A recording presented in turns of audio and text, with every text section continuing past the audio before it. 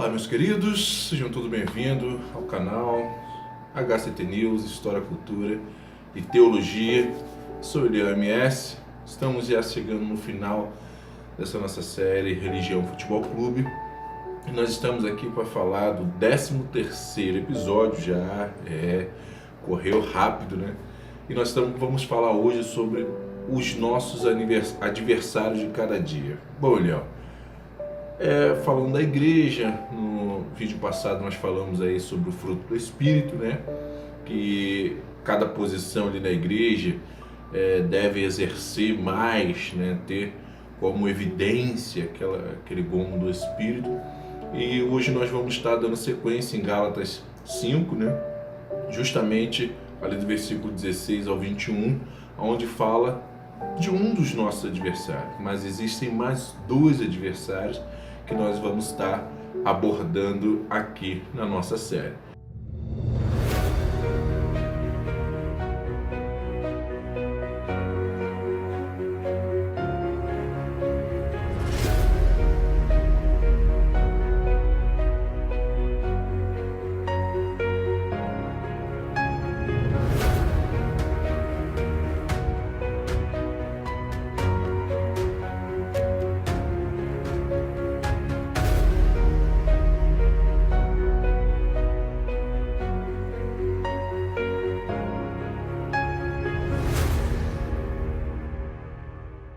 Bom, você já sabe, vai chegando aí, vai dando like, vai comentando, né, sobre a série. Se você não é inscrito, se inscreva no nosso canal e compartilhe aí nos seus grupos de WhatsApp, nas suas redes sociais, porque isso nos ajuda demais, tá bom? Para que a gente possa crescer. Estamos aí na corrida para tentar chegar aos 200, depois 300, romper a barreira dos 1000 um dia. Quem sabe até o final do ano a gente consegue ultrapassar essa barreira dos 1000 inscritos aqui no canal.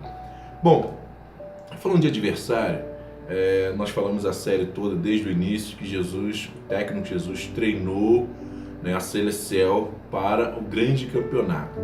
E um dos discipulados de Jesus, um dos ensinamentos dele foi em Mateus 16. Né? E nós vamos estar falando também sobre esse grande ensinamento que nos dá uma grande lição.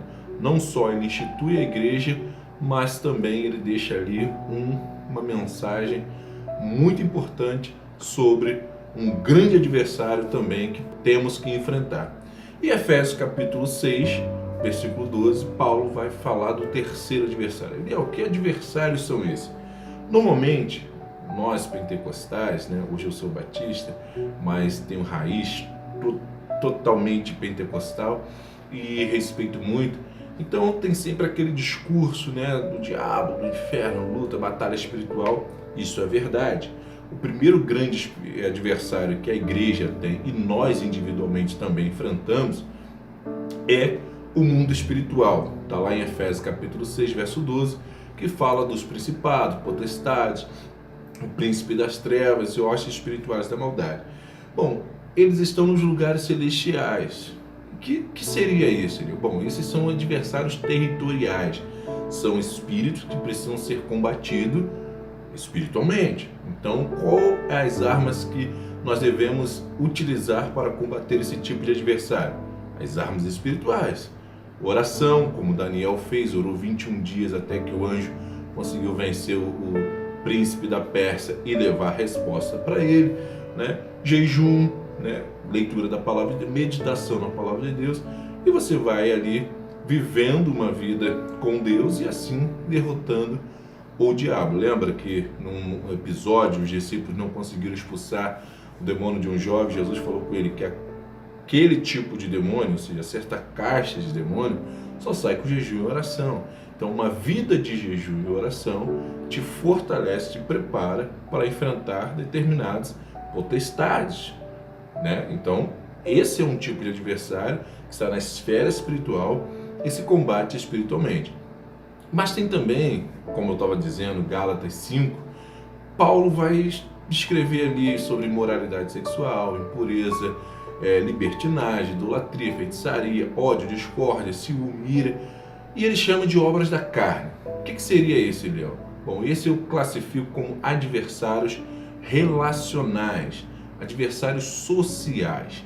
Ou seja, a igreja, em todo o seu momento, desde a sua fundação com Cristo até os dias atuais, ela enfrenta poderes políticos, interesses de outras religiões.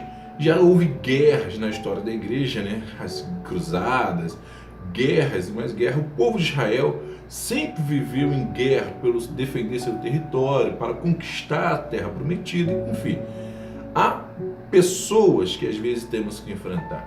E nós também, individualmente, no dia a dia, seja na escola, no trabalho, na faculdade, na vizinhança, em casa. Jesus disse que nos últimos tempos, né, o inimigo do homem seria o próprio homem dentro da sua casa. Nós estamos vivendo isso hoje, através da polarização política, né, da briga política e religiosa. Nós temos vivenciado isso dentro da própria família, marido e mulher, pai e filhos, né, grandes discordâncias e brigas, e se considerando mesmo adversários mesmo, deixando de se falar, separando famílias e tal. Então isso acaba realmente sendo pessoas se tornando inimigos de pessoas. O chefe que se torna inimigo do funcionário porque descobre que ele é cristão e ele segue uma outra religião, enfim. E também tem aqueles adversários que tentam nos levar, finge de amigo, finge que é nosso amigo e tenta nos levar a praticar os atos imorais, aqueles amigos, falsos amigos que oferecem drogas, que te levam para beber, né? O Salmo 1 é muito interessante analisar ele, que ele descreve muito bem os passos da queda de um homem. Só que o salmista está falando ali muito claramente que bem-aventurado o varão que não faz aquilo, como Paulo está dizendo aqui também sobre as obras da carne, e depois ele vai falar do fruto do Espírito. Então, bem-aventurado o homem que não anda, né, no conselho, no caminho dos ímpios, né, nem se detém na roda dos escarnecedores. Então há ali os passos, né, da queda. Então as pessoas têm essa tendência de estar no mal, estar naquela areia movediça, mas diz, não, vem, aqui é legal, vem, porque quer que a gente esteja na mesma condição pecaminosa, destrutiva que elas. Enquanto que nós temos que pregar as boas novas, querendo que elas venham experimentar aquilo que nós experimentamos. Óbvio, não posso deixar de falar uma grande verdade. Todos aqueles que vivem uma vida desse tipo estão condenados ao inferno e não herdarão o reino de Deus. Não tem jeito. Mas também tem o terceiro adversário, que é o que eu acredito mais difícil de todos, que são nós mesmos. Ou seja, eu chamo de esfera intrapessoal, o interior, né? Interrelacional. Aquele que nós relacionamos com nós mesmos. Quando olhamos para o espelho, vemos naquele reflexo um grande inimigo. E que inimigo é esse? É o inimigo da preguiça, o inimigo da gula, o inimigo, enfim, todas aquelas coisas que nos tendem a puxar para o mal e nós às vezes cedemos, que são, como Jesus disse em Mateus 15, 17 a 19, você leia depois, o pior, o inimigo do homem é o próprio homem, ou seja, a sua mente, porque é do coração ou da mente, ali coração significa mente humana, aquilo que produz, a sede da razão, do entendimento. E ele diz que é de lá que procede morte, adultérios, prostituições, furtos, falso testemunho, blasfêmios. Veja que é parecido com o adversário anterior, só que esse agora Jesus está dizendo que nasce dentro de nós. E o que é a conclusão que eu chego? Bom, se eu não acreditar que existe aqueles inimigos que eu não posso ver, que são o mundo espiritual, eu irei ser atacado por ele e não terei condições de contra-atacar nem me defender, porque eu não acredito que eles existem. Então eu vou sofrer os ataques, mas sem condições de me defender e muito menos de contra-atacar. Eles existem, mas eu não os vejo. Eu sinto as suas ações, os seus reflexos, as suas atuações, mas eu não os vejo. Mas eles existem. Eu preciso acreditar e me preparar para enfrentá-los. Também existem os inimigos que eu consigo ver, e esse é muito fácil a gente perceber quando a pessoa está agindo de uma forma, né, que não condiz. Então é fácil da gente observar tanto pessoas quanto situações. Mas tem aquele inimigo que eu insisto em não querer ver, que sou eu mesmo. Sou o meu sabotador. Eu sou aquele que me leva a cometer os erros. E pior, não só faço, como o inimigo anterior, o relacional, se eu der vazão a esse tipo de inimigo interno, na verdade as pessoas é que terão que correr de mim, é que terão que se afastar de mim, ou seja, eu me tornarei inimigo das pessoas que estão à minha volta. E é por isso que muitas igrejas têm sido destruídas, porque as pessoas que nela congregam não conseguem olhar para dentro de si mesmo, encontrar e lutar contra os demônios dentro de cada um de nós. E isso é muito sério e precisa ser enxergado às claras. Jesus falou em Mateus 16, 24, como eu estava referindo, ele fala sobre a igreja no 18, com Pedro, mas no 24 ele deixa muito claro, olha, aquele que quiser vir após mim, primeira coisa, você quer? Primeira coisa, negue-se a si mesmo. Confere lá. Ele diz, negue-se a si mesmo, depois toma a sua cruz, então siga.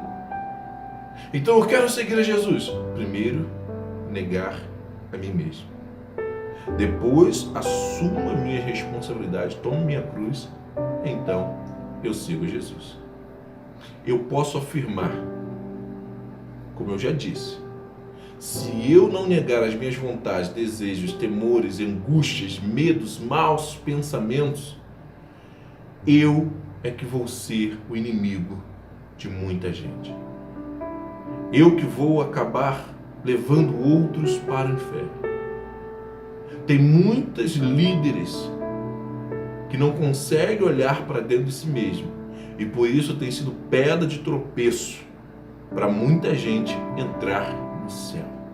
Jesus disse, ai daquele que fizer um dos meus pequeninos pecar. Então precisamos entender que existem os três inimigos da igreja e que nós precisamos combatê-lo com toda força, com toda ousadia, com intrepidez, com coragem. Nós precisamos encarar de frente os inimigos do mundo espirituais, os inimigos relacionais. A igreja sempre teve e sempre terá inimigos. Não é o que o diabo usa, não. É ela mesmo que usa o diabo, tá? Mas também o inimigo dentro de cada um de nós. Se nós vencermos, como está lá em Romanos capítulo 12, eu renovar a minha mente, eu vencer a batalha da mente, eu consigo então influenciar ao meu redor, transformando o meu contexto social, político, religioso, histórico, e assim o mundo espiritual da maldade não tem acesso aonde eu estiver, porque ali terá luz, terá paz, bondade, terá a presença de Deus, e os anjos do Senhor estarão acampados ao meu redor, me livrando de todo o mal. Creia nisso, meu irmão. Se agarre nisso. Precisamos contra-atacar, não só nos defender, contra-atacar, porque o inimigo tem ganhado muito campo e nós precisamos revidar com oração, com firmeza na palavra, com união, porque é o que derruba as obras do inimigo, é a união do povo de Deus. Vem comigo, vem com essa voz que clama no deserto do YouTube, preparando a volta de Jesus. Vamos nos agarrar na palavra de Deus, na verdade, para que possamos resistir o dia mau. Que se você acha que já chegou o dia mau, ainda vem coisas piores por aí. Tá ok? Fique ligado. Até o próximo domingo, a qual nós teremos uma entrevista com o presbítero e jogador, grande zagueiro, Alex, meu amigo, que vamos estar fazendo a entrevista e, assim Deus permitir, estará disponível aí no próximo domingo para que você possa assistir, deliciar com um grande zagueiro, como nós falamos que os zagueiros são os pastores auxiliares, aquela liderança ali ministerial que ajuda o pastor dirigente. Ele vai dar o testemunho dele como foi como ser atleta e também agora como é servir ao Senhor Jesus. Fique conosco, nos ajude nessa jornada. Tenham gostado muito, está chegando o fim, já acabou na verdade, só tem essa entrevista agora para a gente poder encerrar. Bom, Deus abençoe, até o próximo encontro. Não se esqueça, quarta-feira, história da igreja, e sexta-feira, no meio da história, falando aí da história do Brasil.